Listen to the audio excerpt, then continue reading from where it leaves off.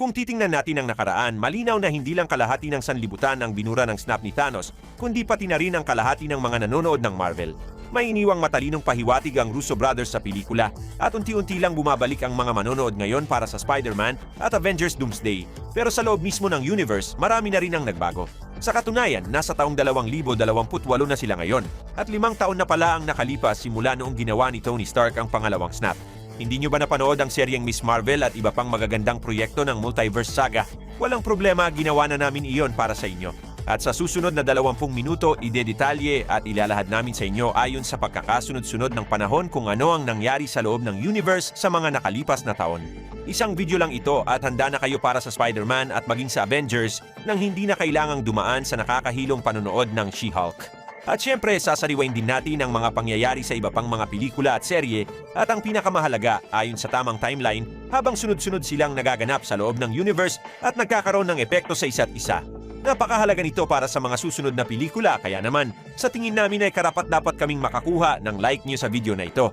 At mag-comment na rin kayo kung aling proyekto sa Multiverse Saga ang sa tingin nyo ay pinakamaganda.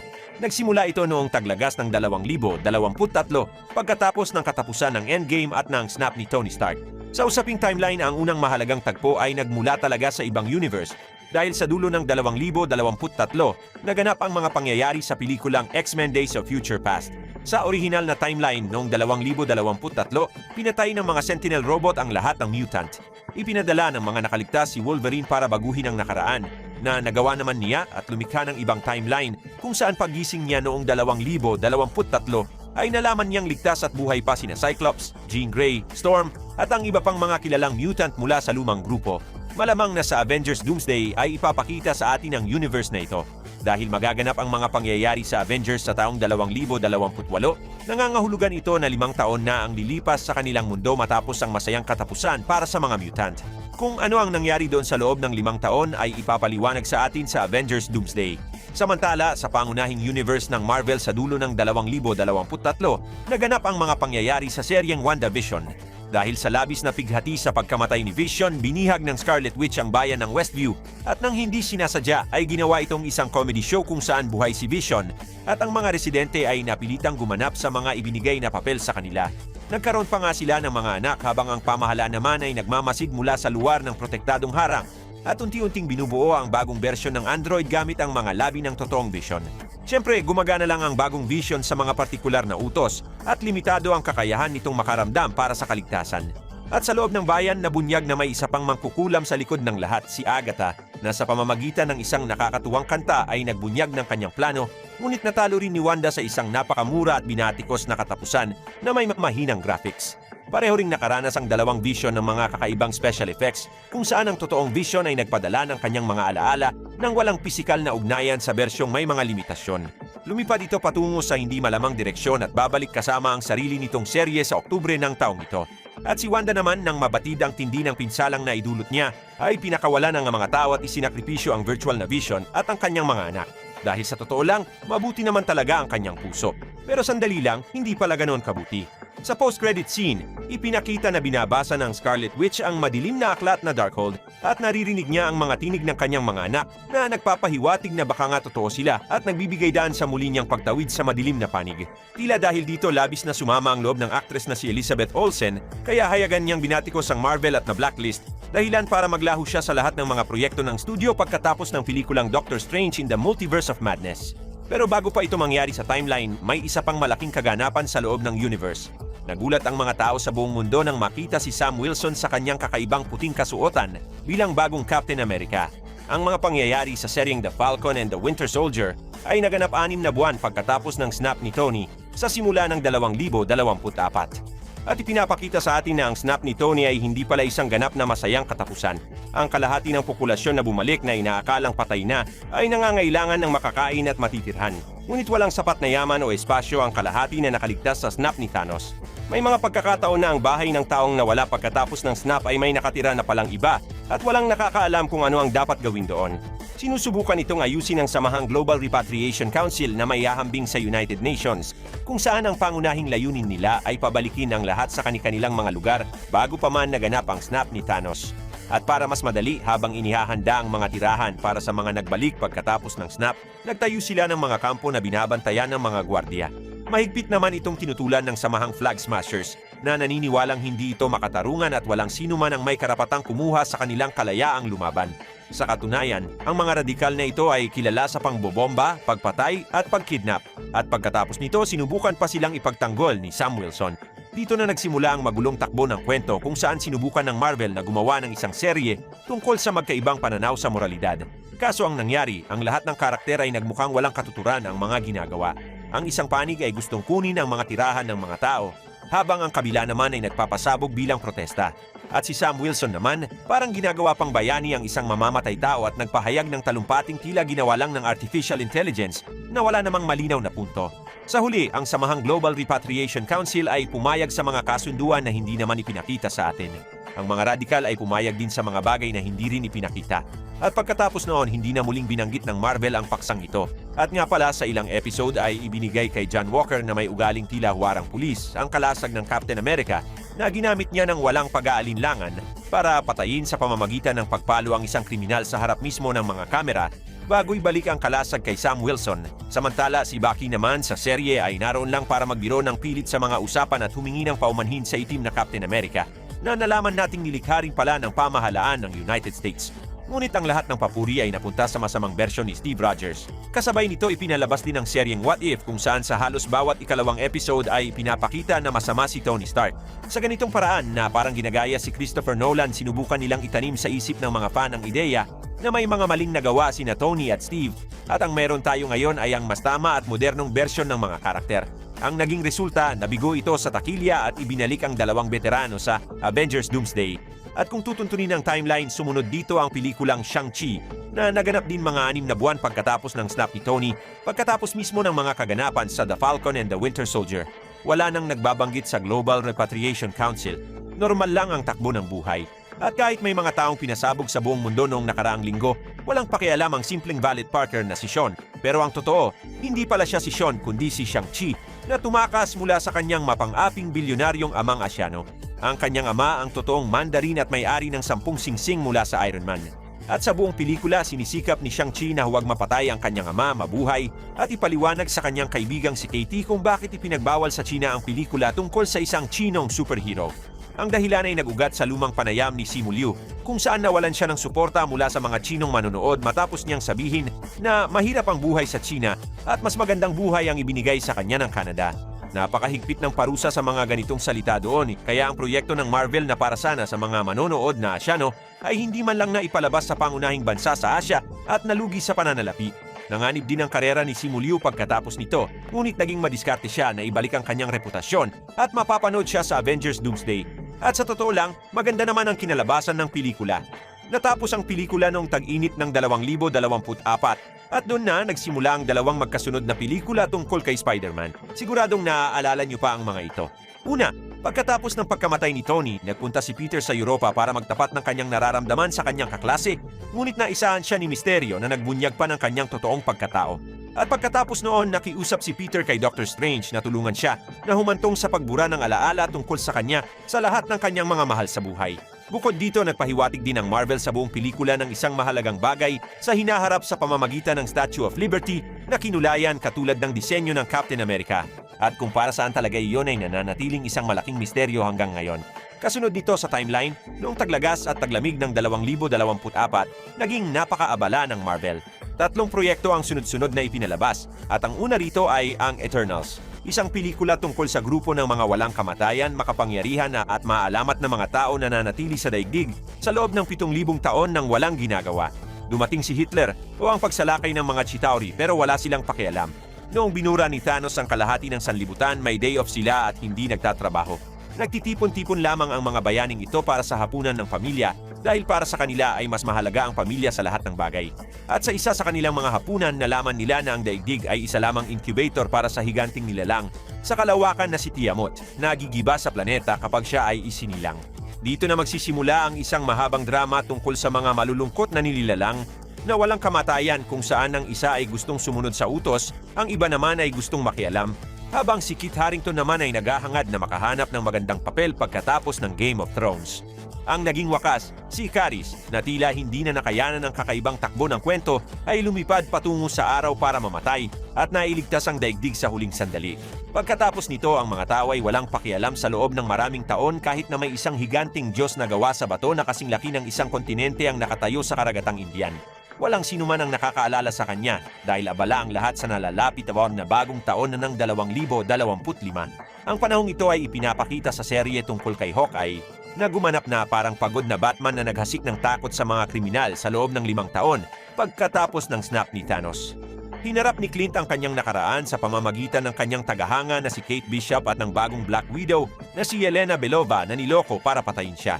Nalaman natin na si Valentina Allegra, isang kahina-hinalang opisyal ng Central Intelligence Agency, ay nakikipagtulungan pala kay Wilson Fisk. Sa pamamagitan ng pagsisinungaling kay Yelena na si Clint ang pumatay kay Natasha, nais niyang alisin ang natitirang tagapagtanggol. Ngunit nabigo ang plano at sa huli ay natalo ng isang 30 kilong Kate Bishop na walang kapangyarihan ang isang 300 kilong Kingpin. At si Clint Barton naman ay nagretiro na dahil hindi nagkasundo sa bayad para sa ikalawang season, bagaman sinasabi niya ngayon na nagkaayos na sila at tila may kasunod pa ito. Kasabay nito sa timeline, noong dulo ng 2024, naganap ang mga kaganapan sa ikalawang bahagi ng Doctor Strange, kung saan biglang naalala ng Marvel na mayroon palang multiverse si Saga at nagpasya silang maglagay ng kahit kaunting multiverse doon. Naging maganda naman ang kinalabasan kasama ang mga Illuminati na mabilis na pinaslang ng Scarlet Witch na parang Terminator. Bukod doon, ipinakita sa pelikula ang konsepto ng pagbagsak ng multiverse at kung paano nagsasagupaan at nagkakawasak-wasak ang mga mundo dahil sa hindi maipaliwanag ng mga batas. Sa huli, nadaganan ng Scarlet Witch ng malalaking guho, ngunit kalaunan sa comics ay ipinakita ng Marvel na nakaligtas si Wanda at ngayon, tulad ng ginawa ni Captain America noon, ay naghiwa-itay lang sa tamang panahon.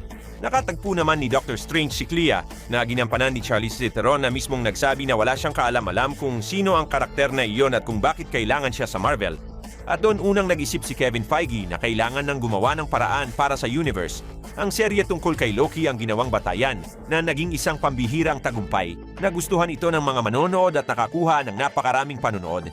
Sa timeline, ang 2 season ay naganap sa labas ng panahon, ngunit sa katunayan ay naganap din ang mga ito noong 2024 dahil nagsimula ang paglalakbay ni Loki at Sylvie patungo kay Kang pagkatapos mismo ng snap ni Tony. At natapos ito nang maging Diyos ng kwento si Loki bago pa man ang ikalawang bahagi ng Doctor Strange dahil doon din nagsimula ang mga pagsasanib ng mga mundo. Sa kanyang paglalakbay, nakilala ni Loki ang pamamahala sa kalawakan at ang makapangyarihang si Kang na naging biktima ng isang biglaang pagtataksil at nakamit din niya ang kanyang pangarap na umupo sa trono, ngunit may kapalit dahil ang trono ay nangangahulugan ng pamumuhay ng nag-iisa. Dito muna natin talakayin ang tungkol sa multiverse sa pangkalahatan at kung ano ang nagbago matapos ang koronasyon ni Loki. May ilang hindi pagkakaunawaan dito. Noong unang season ng Loki, hindi naman binura ng Time Variance Authority ang lahat ng timeline na iba sa pangunahing linya, kahit na mukhang ganoon ang nangyari. Ang totoo, binubura lang nila ang mga timeline kung saan nagbago ng husto ang daloy ng kwento. Halimbawa, ang timeline kung saan si Loki ay isang babaeng nagngangalang Sylvie ay hindi binura hanggang sa lumaki siya at nagsimulang maging banta sa kaayusan. Kung naging katulad lang siya ng lalaking Loki, mananatiling buhay ang timeline na iyon. Ibig sabihin, umiiral ang multiverse ngunit may maliliit na pagkakaiba.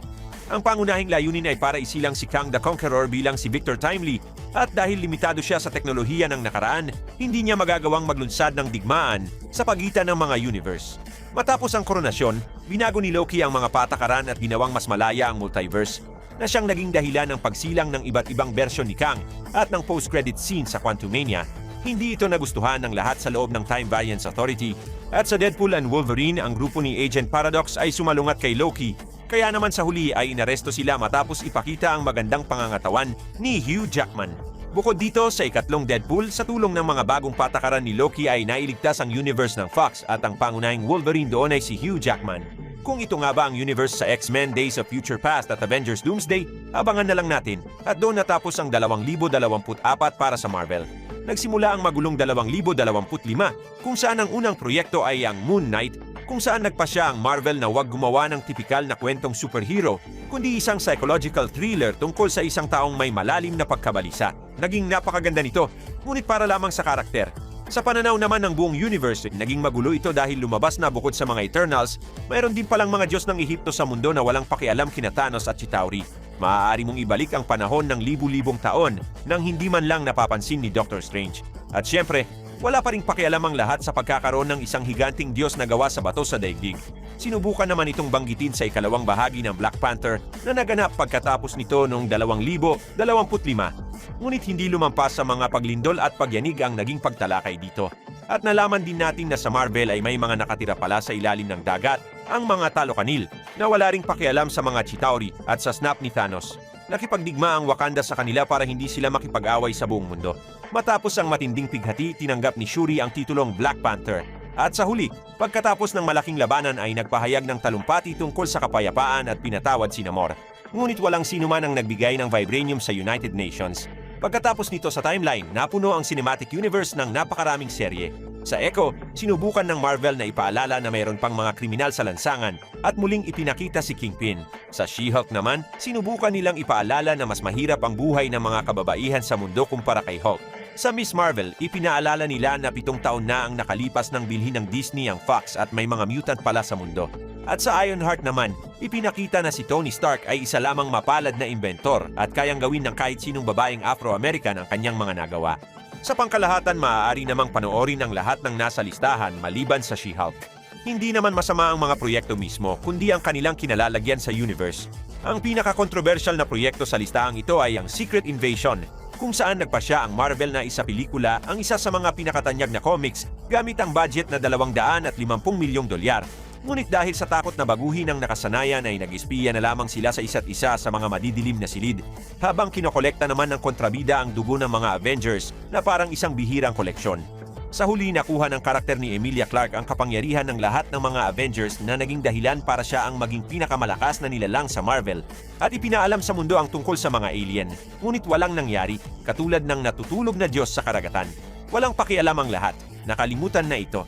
Ang pelikulang Thor 4 na naganap pagkatapos nito noong 2025 ay sinisikap ding kalimutan maging ni Chris Hemsworth. Pinuri noon si Taika Waititi sa kanyang pagpapatawa sa Ragnarok, ngunit sa huli ay gumawa siya ng isang kakaibang komedya na may mga hindi magagandang biro. Isang komedya na may mga sumisigaw na kambing, hindi seryosong mga Diyos ng Griego, at isang Thor na nawala ng tamang pag-iisip. Sa huli, nagtungo si Jane Foster sa Valhalla. Si Gorr naman na ginampanan ni Christian Bale na tila hindi na nakayanan ng masamang wakas ng kanyang karakter ay namatay. Inampon ni Thor ang kanyang anak at naging isang mapagmahal na ama. Ngunit hindi pa doon nagtatapos dahil kasabay nito ang mga pangyayari sa ikalawang pelikula tungkol kay Captain Marvel, kung saan ipinakita na hindi na iligtas ni Carol Danvers ang sanlibutan mula kay Thanos dahil abala siya sa pag-aayos ng mga alitan sa pagitan ng mga planeta. At naging napakatagumpay niya kaya nagsimula ang mga malawakang sakuna sa buong universe. Sa tulong ni Monica Rambeau mula sa WandaVision at Miss Marvel, naiwasan ang mga ito. Ngunit sa kalagitnaan ng labanan, napunta si Monica sa universe ng mga X-Men at nakatagpo si Beast. Tinapos ang isa sa pinakamalalang taon para sa Marvel ng isang espesyal na palabas ng Guardians of the Galaxy kung saan iniligtas nila ang Pasko. Isang magastos na pamaskong palabas na nagbigay ng mas maraming kabuluhan kumpara sa kalahati ng mga serye doon. Nabatid na si Mantis ay kapatid pala ni Star-Lord at ipinaalala na malungkot pa rin ang huli dahil sa pagkamatay ni Gamora. At dito na nagsimula ang 2026 sa loob ng Cinematic Universe. Ang pelikulang Guardians of the Galaxy 3 ang naging unang pelikula ng taon sa timeline, kung saan biglang seryoso ang Marvel at ipinaalala na si Rocket ay bunga ng mga malulupit na eksperimento. Sa labanan laban sa High Evolutionary, nakatagpo ng grupo ang bagong bersyon ni Gamora. Naging mabuting ama si Drax habang si Rocket naman ang naging pinuno. Sa huli, naghiwa-hiwalay ang grupo. Sina Rocket at Groot ay sumama sa bagong grupo ng mga tagapagtanggol kasama si Adam Warlock. Nagbalik naman si Star-Lord sa daigdig habang si Gamora ay nagpatuloy sa kanyang sariling landas. At ayon kay Zoe Saldana, hindi na natin siya makikita sa papel na ito. Ang kasunod na proyekto sa timeline ay ang Wonder Man, isang mabilis na serye na naging mahalaga para sa buong universe. Ipinakita rito na ang mga superhero ay naging bahagi na ng pang-araw-araw na buhay at pamamahala. Mayroon pang kulungan para sa kanila na pinamamahalaan ng Department of Damage Control na siyang kumokontrol sa lahat. Tinapos din nito ang kwento ng peking mandarin na si Trevor Slattery at sa pangkalahatan ay mas naging maganda ang pagpapakilala sa ika-4 na bahagi ng Spider-Man kumpara sa nangyari sa Daredevil at Punisher. At lalo na sa Quantumania. Oo, ang mga pangyayari sa ikatlong bahagi ng Ant-Man na ipinalabas noong 2023 ay naganap sa kalagitnaan ng 2026 sa timeline. Namumuhay si Scott Lang bilang isang sikat sa internet, ngunit aksidente siyang napunta sa Quantum Realm na hindi masyadong maganda ang pagkakagawa dahil sa protesta ng mga animator, kung saan nakatagpo niya ang pinakamalakas na bersyon ni Kang. Napakalakas niya kaya natalo lang siya ng pamilya ng mga Ant-Man. At nagdulot ito ng tanong, paano binalak ni Kevin Feige na gawin siyang isang malaking banta para sa mga Avengers? Kahit ang post-credit scene na may libu-libong bersyon ni Kang ay hindi gaanong nakatulong. Kung ang pinakamalakas ay natalo ng isang Ant-Man, siguradong madali lang silang tatalunin lahat ni Thor, hindi ba? Kaya naman nagpasya silang sumuko at pakiusapan sina Robert Downey Jr. at Chris Evans na magbalik. At ang pagkasangkot ng aktor na si Jonathan Majors sa isang iskandalo dahil sa pakikipag-away sa kanyang kasintahan ay naging mabuti pa para kay Kevin Feige. Hindi na niya kailangang tapusin ang hindi magandang kwentong ito. Sa taon ding 2026, naganap ang mga bunga ng WandaVision sa sariling serye ni Agatha. Doon, si Agatha na natalo ng Scarlet Witch ay nagtipon ng grupo ng mga mangkukulam para pagbayaran ng kanilang mga kasalanan. Kasabay nito, ipinakita na ang isa sa mga anak ni Wanda na si Billy ay nakaligtas. Sa huli, ibinalik ng Marvel ang mahiwagang kapangyarihan at ang madilim na aklat sa pangunahing kwento 5 taon pagkatapos itong kalimutan ng lahat. At doon natapos ang 2026 at nagsimula ang 2027. Nakaligtas si Wilson Fisk matapos mabaril sa muka at naging alkalde ng New York. Hindi nababahala ang mga mamamayan sa masamang mamatay tao na ito at masaya pa silang inihalal siya bilang alkalde. Ang nakakagulat na bahagi ng kwento ay ginamit ni Kingpin ang kanyang posisyon para sa sariling interes na nagpabalik kay Daredevil para lumaban muli. At nagsimula ang isang matinding labanan o mas tamang sabihing inanunsyo ang simula nito. Dahil sa pagitan ng 2 season ay naganap ang mga kaganapan sa 2 pelikula. Sa una, ang ika-4 na pelikula tungkol kay Captain America, walang pakialam si Sam Wilson at ang United States na ang New York ay pinamumunuan ng isang kriminal. Abala ang lahat sa paggawa sa mga superhero bilang ari-arian ng pamahalaan. Sinubukan ng Pangulo na ginampanan ni Harrison Ford na kunin si Sam Wilson. At pagkalipas ng 3 taon ay naalala rin sa wakas ng lahat ang higanteng Diyos na nakatayo sa lupa.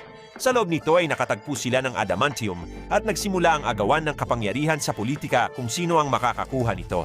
Sinisikap ni Sam Wilson na protektahan ang mundo, iwasan ang digmaan at labanan ang Pangulo na naging si Red Hulk. Dahil hindi kayang tapusin ng Marvel ang anumang labanan ng walang higanteng nilalang, nagawa sa computer graphics na sumisira ng mga gusali. Kasunod nito ay ang Thunderbolts, kung saan si Valentina Allegra na sumusuporta kay Wilson Fisk ay lumikha ng isang super soldier na si Sentry mula sa isang dating gumagamit ng ipinagbabawal na gamot. Para labanan ito, binuo ang grupo ng mga Thunderbolts na may sariling mga suliranin. Sa huli, kailangan nilang magtulungan para labanan ang madilim na panig ni Sentry na si Void na nagdulot ng takot sa kalahati ng New York at pumatay ng maraming tao. Ang mga superhero na sanay na walang pakialam sa mga nangyayari sa mundo ay hindi dumating para tumulong, kaya ang magandang takbo ng kwento ang sumalba sa sitwasyon laban kay Void. At sa huli nakatakas si Valentina Allegra sa kaparusahan, pinutol ang ugnayan kay Wilson Fisk at ipinakilala ang Thunderbolts bilang kanyang sariling plano at bagong grupo ng mga Avengers na nagdulot ng alitan kay Sam Wilson na mayroon ding sariling na grupo ngunit walang nakakaalam kung sino ang mga kasapi nito. Dito na magsisimula ang mga kaganapan sa ikalawang season ng Daredevil kung saan kahit walang tulong mula sa Central Intelligence Agency ay nagsimula ng gumuho ang kaharian ni Kingpin.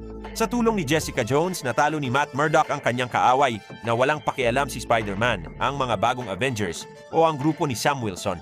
Natalo niya ito sa korte ngunit napunta siya sa kulungan kung saan siya naroon sa simula ng taong 2028 at sa simula ng ika-4 na bahagi ng Spider-Man. Abala naman si Punisher sa kanyang sariling buhay. Sa kanyang espesyal na palabas, nilalabanan niya ang kanyang matinding trauma at sa huli ay naging isang malupit ngunit maaasahang anti-hero. Pagkatapos nito, bago sumapit ang kalagitnaan ng 2028, nakatagpo ng mga bagong Avengers ang sasakyan ng Fantastic Four mula sa ibang dimensyon. Namumuhay sila sa sarili nilang timeline kasama si Dr. Doom at hindi pa malinaw kung bakit sila napunta sa magulong kwento ng pangunahing universe. Ayon sa mga balita, si Steve Rogers na lumipat sa kanilang universe pagkatapos ng Endgame para makasama si Peggy Carter ang naging dahilan ng pagsasalubong ng dalawang mundo.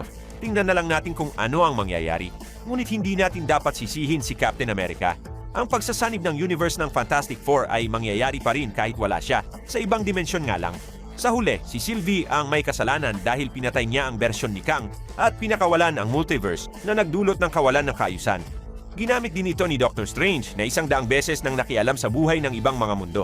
At si Spider-Man ay may kasalanan din. Kaya, ang tanging pag-asa natin ngayon ay si Loki, na pilit na inalagaan ang World Tree at pinapanatili ang kaayusan sa lahat ng bagay. Dito o bago pa man magtagpo ang mga bagong Avengers at ang Fantastic Four, o pagkatapos nito magaganap ang mga pangyayari sa pelikulang Spider-Man 4. At ang pelikulang Avengers Doomsday ay tila nagsimula na sa mismong post-credit scene na ito. Magaganap ang mga pangyayari sa isang magulong universe na may maraming hindi natapos na kwento. Ano na ang nangyari kay Sharon Carter na naging power broker? Sino ang makakakuha ng adamantium? Bubuhayin ba muli ang Scarlet Witch? Saan nagtungo si Doctor Strange kasama si Clea 4 na taon ang nakalipas? At ayos lang ba kay White Vision na magpahinga ng 5 taon? Ang mga Eternals, matapos maparusahan sa hindi pakikialam, ay wala nang naisip na mas magandang gawin kundi ang patuloy na hindi makialam. At nasaan na nga ba ang pinakamalakas na karakter ng Marvel mula sa Secret Invasion ngayon? Ang Cinematic Universe sa kasalukuyan ay maihahambing sa isang mabagal na internet browser na may 50 nakabukas na tab na nagpapabagal sa computer. Tila wala nang naisip na mas magandang paraan si Kevin Feige kundi ang patayin ang lahat ng ilaw at magsimula muli mula sa una. Ngunit sino ang nakakaalam? Baka makakuha tayo ng ilang sagot sa ating mga tanong. Pero ibang kwento na iyon na ating aabangan, kaya huwag kalimutang mag-like at mag-iwan ng comment sa video na ito. At hanggang sa muli nating pagkikita mga kaibigan.